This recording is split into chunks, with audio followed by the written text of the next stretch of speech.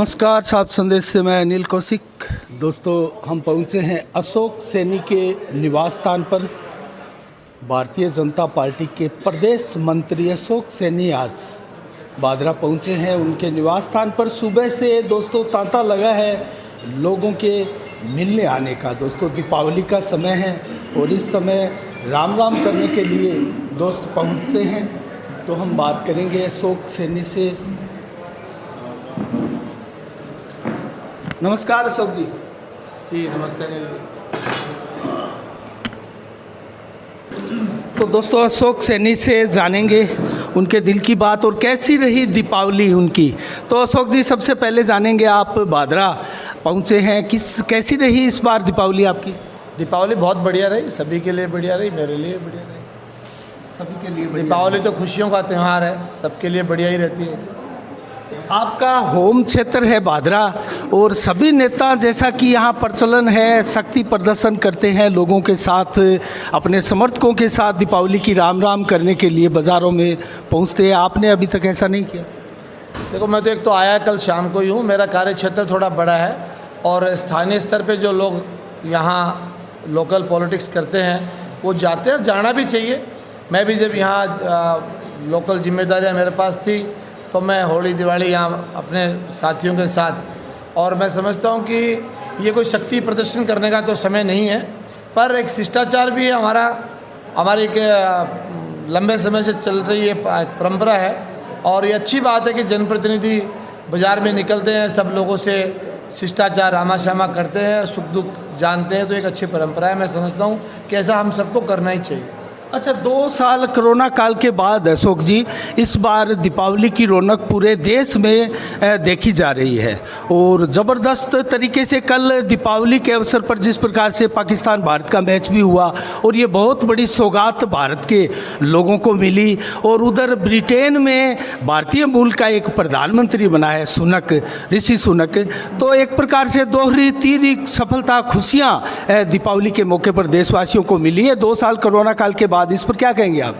देखिए, कोविड के बाद में वास्तव में 2-3 साल से लोग बाहर निकले नहीं थे, त्योहारों का आनंद, उन्होंने उत्सवों का आनंद नहीं लिया था। एक तो उसका तो उत्साह है ही, दूसरा जो काल चल रहा है, ये सनातन संस्कृति का पुनरुदय का काल ये चल रहा है। आज आप देखो अयोध्या के अंदर किस प्रकार शानदार तरीके से दिवाली मनाई जा रही है, पूरी दुनिया भर की मीडिया की वहाँ उनकी निगाह है। किस प्रकार से आज उज्जैन के अंदर महाकाल मंदिर का किस प्रकार से जीर्णोद्धार वहाँ हुआ है।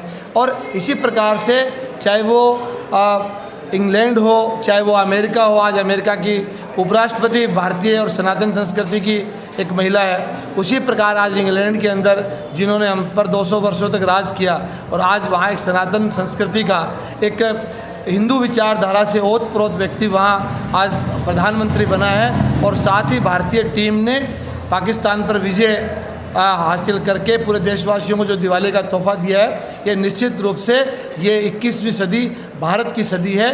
और जिस प्रकार से हम लोग 1950 के बाद से ही कहते आ रहे हैं, जब से जनसंघ की स्थापना हुई है, कि भारतीय जनता पार्टी का अखंड भारत का जो नारा है, जो भारत को विश्वगुरु बनाने का जो नारा है, ये सारे स्वप्न आज साकार होते दिख रहे हैं। अच्छा, आप क्या प्रदेश मंत्री के पद पर भी हैं, तो जिम्मेवार पद पर हैं, तो प्रदेश की राजनीति से जुड़ा हुआ एक सवाल मैं पूछूंगा, क्योंकि आप बादरा की हैं तो बादरा की राजनीति से भी जुड़ा हुआ 1-2 सवाल मैं ज़रूर आपसे पूछूंगा।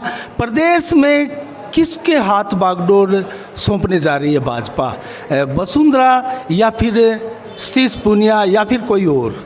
क्या कहेंगे इसके ऊपर? देखिए, भारतीय जनता पार्टी एक विचारधारा के आधार पर चलने वाली पार्टी है। केवल राजस्थान ही नहीं, ऐसे कई प्रदेश है जहां बिना चेहरे के भी पार्टी ने चुनाव लड़ा है और पूर्ण बहुमत के साथ, एक प्रचंड बहुमत के साथ वहां सरकारें बनाई है। चाहे वो गुजरात हो, चाहे वो उत्तराखंड हो, चाहे यूपी हो या आपका हरियाणा हो। और उसी प्रकार राजस्थान भी संगठन की दृष्टि से एक बहुत बड़ा प्रदेश है। हालांकि मैं इसके लिए अधिकृत नहीं हूँ, हमारा पार्लियामेंट्री बोर्ड इसके लिए नॉमिनेट है। प्रधानमंत्री जी, राष्ट्रीय अध्यक्ष जी, हमारे गृह मंत्री जी, ऐसे टीम बनी हुई है। जो भी वो तय करेंगे, सारे कार्यकर्ता उसमें लगेंगे, चाहे किसी नेता के नेतृत्व में चुनाव हो या चाहे यहाँ विचारधारा के आधार पर पार्टी संगठन चुनाव लड़े, मोदी जी के नेतृत्व में चुनाव हो, या निश्चित रूप से एक बात तय है कि कांग्रेस का जाना तय है। और क्योंकि अगली दिवाली मुझे लगता नहीं कि कांग्रेस की सरकार देख पाएगी। अशोक गहलोत जी के नेतृत्व में जिस प्रकार से राजस्थान खराब हुआ है, जो राजस्थान आज पिछड़े प्रदेशों की श्रेणी में नीचे से नंबर 1 आ गया है, ये इनकी विदाई जनता ने तय कर दी है। और आने वाले 2023 के अंदर भारतीय जनता पार्टी प्रचंड बहुमत के साथ सरकार बनाएगी। अगर राजस्थान नीचे से नंबर 1 है तो भारत में भी रुपए की जो कीमत है वो बहुत डॉलर के मुकाबले डाउन हो रही है, 83 रुपये पर 83 पर पहुंच गया है। इस पर क्या कहेंगे आप? देखिए, ये एक इंटरनेशनल मार्केट के आधार पे चलता है। अगर आप ओवरऑल 2014 से लेकर के 2022 चल रहा है, इन 8 वर्षों में मोदी सरकार के अंदर अगर आप पिछले 70 साल का अनुपात लगाएंगे, अगर आंकड़ा निकाल के देखेंगे, तो जो रेशो है, ये डॉलर की कीमत बढ़ना या महंगाई बढ़ना कोई भी मैटर हो, वो एवरेज कम है। ऐसा नहीं 1947 के अंदर हमारा जो रुपया था वो डॉलर से ज़्यादा भारी था, उसकी कीमत ज़्यादा थी। तो क्या मोदी सरकार के आने के बाद ही 83 रुपये हुआ है? ये 60, 65, 70, 75 तक तो पिछली सरकारें इसको लेकर के आई है। महंगाई दर और डॉलर के बढ़ने की जो दर है वो इन 8 वर्षों के अंदर घटी है। इनके अलावा अगर इन 8 वर्षों का देखेंगे तो जो भारत की दुनिया के अंदर जो इमेज बनी है वो पिछले 70 सालों में कभी इस प्रकार भारत के राष्ट्राध्यक्ष का सम्मान दुनिया में कहीं नहीं हुआ। आज आपने यूक्रेन और रशिया के युद्ध में देखा कि अगर तिरंगा लेकर के बच्चे अगर निकल गए तो दोनों साइड की गोलीबारियां बंद हो गई कि ये भारत का झंडा लेकर बच्चे निकल रहे हैं। ये भारत की ताकत है, ये नया भारत है, मोदी का भारत है। और आपने देखा यहाँ तक कि पाकिस्तान के विद्यार्थियों ने भी भारत के तिरंगे का इस्तेमाल करते हुए वहाँ से बॉर्डर तक गए हैं। ये हम नए भारत की ताकत है। इसके अलावा हजारों ऐसे काम हैं। आज भारत हर क्षेत्र के अंदर आत्मनिर्भर बन रहा है। हमारे अपने हेलीकॉप्टर बन रहे हैं, हमारे अपने रक्षा इंस्ट्रूमेंट बन रहे हैं। आज आप चाइना का मार्केट देखो कि जो आज से 5-6 साल पहले जो चाइना के बाज़ार था उसकी 80% तक गिरावट इस बार आ गई है। स्वदेशी के प्रति लोगों का आकर्षण बढ़ा है, ये मोदी सरकार की ताकत है। और सबसे बड़ी बात यह है कि 8 वर्षों में हमारे प्रधानमंत्री से लेकर के हमारे तमाम प्रदेशों के मुख्यमंत्री और सारी कैबिनेट हमारी, एक सिंगल भ्रष्टाचार का आरोप नहीं है। सीधे कि जहां पूर्व प्रधानमंत्री ये कहते थे कि 100 रुपये में 85 पैसा पूरा 85 रुपया चोरी हो जाता था, 15 पैसा जनता तक पहुंचता था। आज मोदी जी दिल्ली में बैठ कर के एक बटन दबाते हैं और 100 का 100 रुपया जनता तक पहुंचता है। ये मोदी सरकार की ताकत है। अच्छा अशोक जी, एक सवाल मैं प्रदेश से जुड़ा हुआ पूछूंगा, फिर यहाँ की राजनीति के ऊपर कुछ सवाल पूछेंगे। जैसा कि हर भाजपा का कार्यकर्ता हो या फिर वो नेता हो, वो अपने दिल की बात भी कहने के लिए स्वतंत्र है। अगर वो दिल की बात अच्छी नहीं हुई पार्टी हित के लिए तो पार्टी इससे किनारा कर लेती है, और वो अच्छी हुई तो पार्टी उसका श्रेय भी ले लेती है। आप अपने दिल की आवाज़ पर क्या कहना चाहेंगे? राजस्थान से किसका नेतृत्व होना चाहिए और किसके नेतृत्व में राजस्थान में भाजपा प्रचंड बहुमत में आ सकती है? देखो, ये प्रश्न दोबारा आ गया अनिल जी आपका।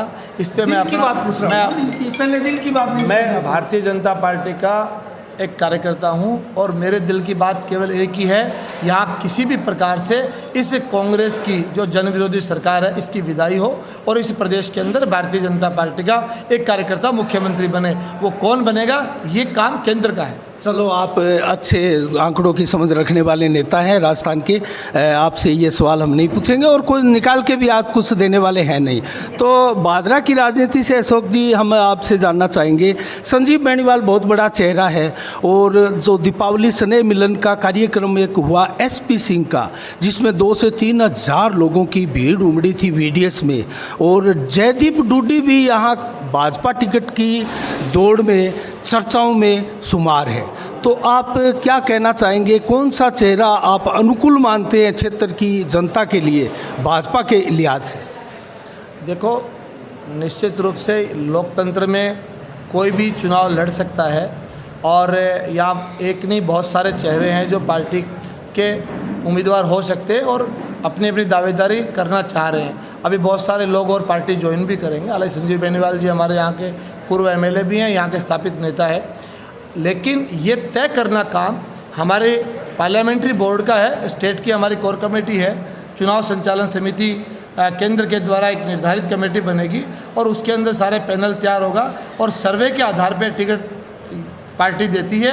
केवल बात ही नहीं, अपितु 200 के 200 विधानसभा में जो विनिंग कैंडिडेट होगा और जो पार्टी के विचारों पर चलेगा उसे पार्टी चुनाव लड़वाएगी। भाजपा संगठन के जो नेता होते हैं उनको ट्रेनिंग देती है क्या, किसी प्रकार से ल्यूज सवाल के जवाब नहीं देने? देखिए, ये ट्रेनिंग का विषय नहीं है, क्योंकि आप जिस प्रकार की बात पूछना चाह रहे हैं उसके सही जवाब मैं दे रहा हूँ, क्योंकि यही पार्टी की प्रक्रिया है, यही पार्टी की व्यवस्था है। तो यहाँ एसपी सिंह बता रहे हैं कि भाजपा की टिकट की दौड़ में आगे चल रही है, आपके पास कोई इस प्रकार की सूचना नहीं आई? देखिए, मेरे पास इस प्रकार की कोई सूचना है नहीं। और जयदीप रूडी की भी कोई सूचना नहीं, वो तो अभी कांग्रेस में है जयदीप जी, तो अभी पीसीसी के मेंबर चुने गए हैं। वो आप कैसे कह सकते हो? वो तो भविष्य की बात है, वो पार्टी में आते हैं कि नहीं आते हैं, पार्टी क्या उनका तय करती है। गोकसी का प्रकरण हुआ था अशोक जी, आप भी उस में लास्ट दिन, आप जो धरना प्रदर्शन 4 दिन हुआ था गांधी बड़ी के बस स्टैंड पर, आप भी वहां संबोधन करके गए थे। उसके बाद में चले घटनाक्रम में क्षेत्र की राजनीति में काफ़ी बदलाव भी आया है, लोगों में चर्चाओं का विषय भी रहा है ये। और इसके बाद में जो हिंदुत्व को और भाजपा की विचारधारा को मानने वाले लोग हैं, उनमें कुछ भ्रांतियाँ सी यहाँ पैदा हुई है। उन भ्रांतियों के बीच से किसको लॉस हुआ है, किसको नुकसान हुआ है, किसको फ़ायदा हुआ है, इस प्रकार की चर्चाएं चल रही है। आप क्या मानकर चल रहे हैं, इसका भाजपा को फ़ायदा हुआ है या नुकसान हुआ है?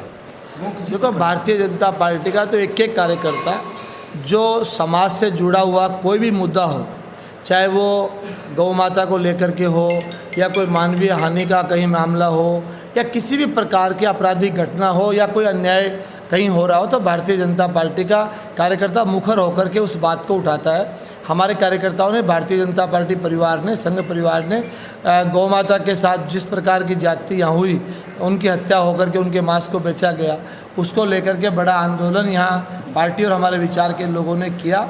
और उसके बाद कानून ने भी अपना काम किया और कानून अपना काम कर भी रहा है। और जो दोषियों के खिलाफ कार्रवाई भी हुई, बहुत सारे दिन वो जेल में भी रहे। तो मैं समझता हूँ कि नफ़ा या नुकसान किसको होगा किसको नहीं होगा वो तो भविष्य की बात है।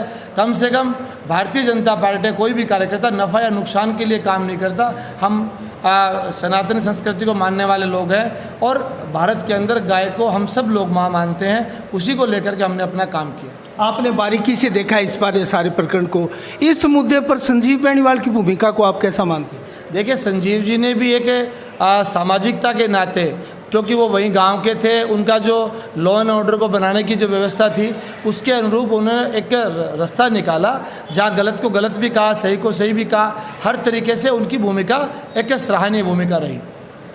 तो क्या आप मानते हैं संजीव बेनीवाल यहाँ सर्वोसर्वी नेता है? देखिए, भारतीय जनता पार्टी किसी एक व्यक्ति की पार्टी नहीं है। आज वो हमारे पूर्व विधायक है, सम्मानीय नेता है। सर्वे सर्वा तो भारतीय जनता पार्टी में कोई भी नहीं होता।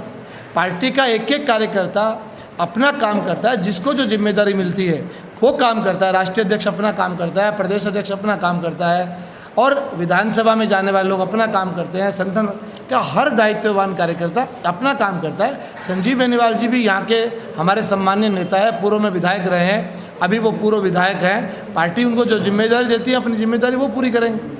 चलो, पार्टी से संबंधित अब सवाल नहीं करेंगे क्योंकि आप बड़े मंजे हुए नेता बन चुके हैं अशोक जी। और मुझे याद है आप संघ से जुड़े हुए थे, हम भी किसी समय आपके साथ ही थे। और उसके बाद में आप आगे निकल गए और पार्टी के विभिन्न पदों पर भी आप रहे हैं और संघ से होते हुए, और वर्तमान में आप इतने मंज चुके हैं कि बड़े राष्ट्रीय से नेता प्रतीत होते हैं। मैं उसको छोड़कर राजनीति को आपसे एक सवाल और पूछता हूँ। आजकल आपकी सोशल मीडिया में एक फिटनेस से संबंधित फोटोएं और ये चीज़ें वायरल हो रही है। आप कभी भागते हुए, कभी दौड़ते हुए, कभी व्यायाम करते हुए नज़र आते हैं। तो इससे आप क्या प्रेरणा दे रहे हैं? और प्रेरणा अगर ना भी दे रहे हैं तो कम से कम अपने शरीर को तो आप फिट रखे हुए हैं, जैसा कि हम देख रहे हैं। देखिए, मैं तो ये कहना चाहता हूँ कि भी हर व्यक्ति को, चाहे वो किसी भी उम्र का व्यक्ति हो, चाहे वो युवा हो और चाहे वो बड़ा हो, बुजुर्ग हो, सबको अपने स्वास्थ्य का ध्यान रखना ही चाहिए। जिस प्रकार आपने देखा कि झुंझुनूवाला जो बहुत अरब खरबपति व्यक्ति था, मरने से पहले उन्होंने पूरे समाज को, देश को संदेश दिया था कि वेल्थ के लिए हेल्थ को मत खो।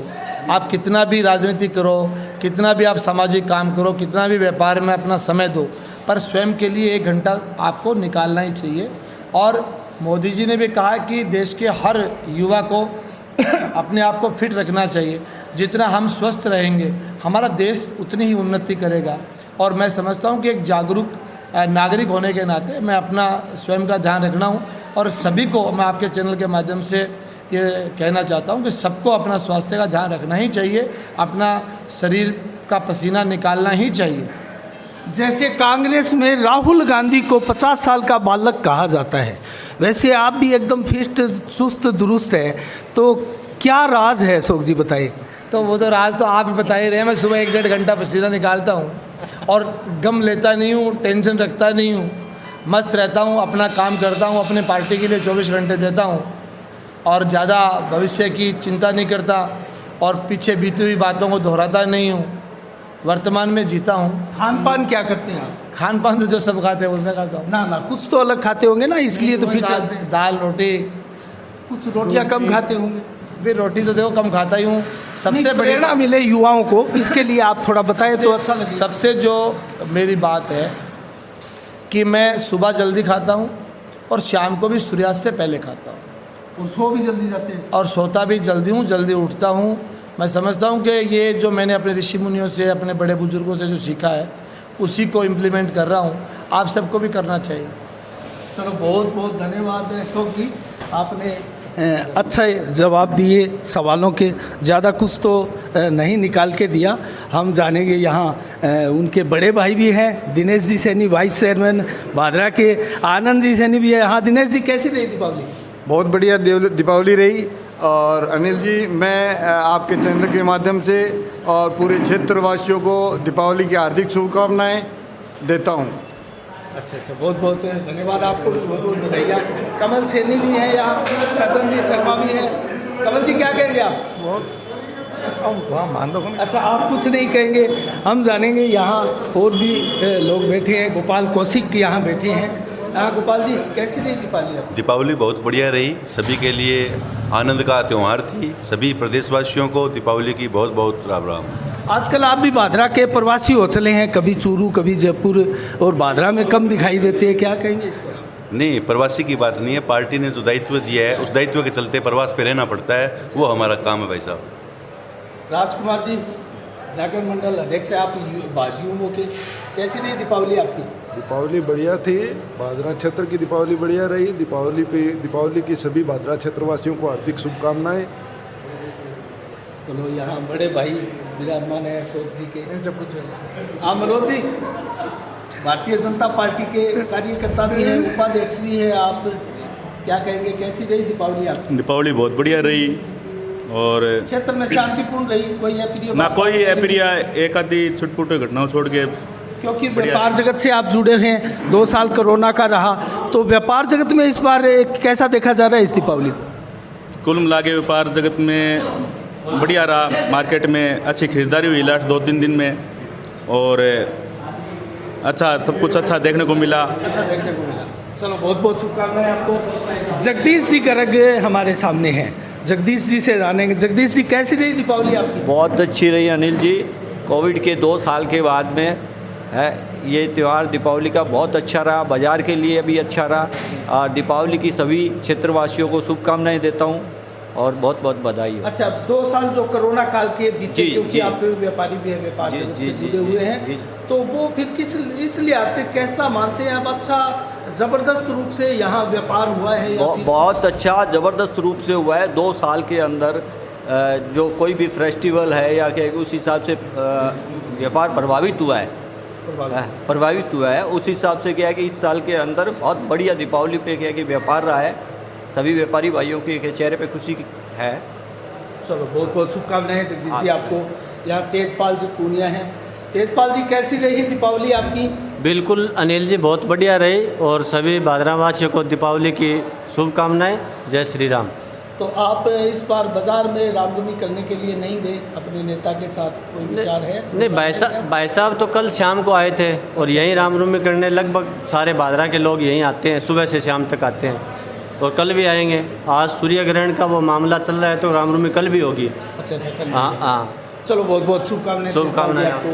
तो दोस्तों, इसी के साथ साफ संदेश से मैं अनिल कौशिक, नमस्कार, जय भारत, जय जय राजस्थान।